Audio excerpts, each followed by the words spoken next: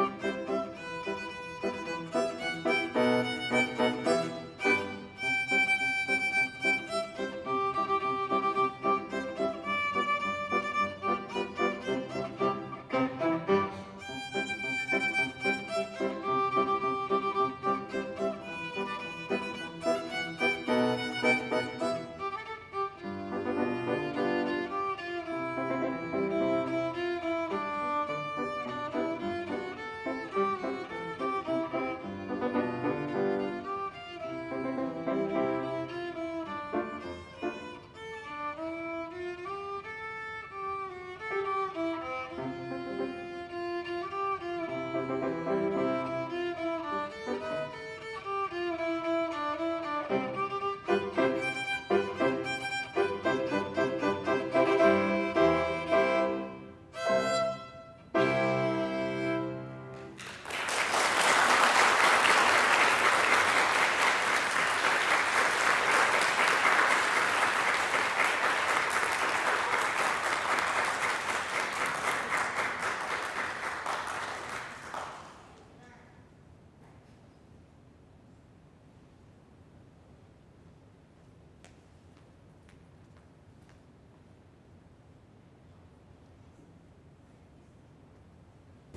right. Hello, everyone. I hope you enjoyed my performance. I started playing classical piano when I was 6 years old with Mr. Malin Halleck. He was a strict but immensely talented teacher. He didn't take excuses and always expected the best, and most importantly, always encouraged me to connect with the music I was playing on a deeper level. When I moved to College Station the first year, I was disappointed that I couldn't find either a piano or a violin teacher. Luckily, I was able to take violin lessons with Ms. Deidre Lawrence, who reinforced the importance of musicality and soul in every piece I played and helped me accomplish so much in these past 4 years. As a future student at Rice University, I know that all the lessons I have learned and all of the effort practicing have enhanced my perspective on learning as well as the world itself. And now I stand here today, truly grateful for all the musical experiences I've had throughout my life. There are several people who have helped out to make this recital happen. I would like to first of all thank Mr. Hooper for allowing us to use this auditorium for recording my performance, and without him, we may not have been able to invite such a large number of people, given certain restrictions, and I'm truly grateful for all this time and effort. Even more than this, he has granted me my final wish of being able to play live on stage, which I will forever be thankful for. Additionally, I would like to thank him for being an amazing orchestra teacher. He helped make high school varsity orchestra truly worthwhile. I would also like to thank Mr. Chris Hoffman for accompanying me today, and also for his time helping me out with my piano pieces. I haven't had a piano teacher in 4 years, so that really helped me when I was performing today. Special thanks to Ms. Deidre Lawrence, my amazing violin teacher, who has guided me throughout these past 4 years on the violin and helped me grow to become the violin player I am today. Also an immense thank you to my piano teacher, Mr. Malin Halleck in Oklahoma, who taught me these pieces I played today when I was in 5th and 6th grade. He has inspired me to see and appreciate the music everywhere, especially the amazing effects music can create in a child, which I've truly seen in my little brother as his mentor. A huge thanks to everyone who helped set up outside and make everything run smoothly so we could have a great show. And finally, of course, an immense thanks to my parents, who have always supported me in music, whether it be driving me to lessons, taking entire trips in Oklahoma to drive me to piano competitions, or having to bear with my long hours of practicing. Thank you. I would like to end by thanking everyone for coming, and also to those who will be watching online. Thanks again for coming, and there's a reception outside.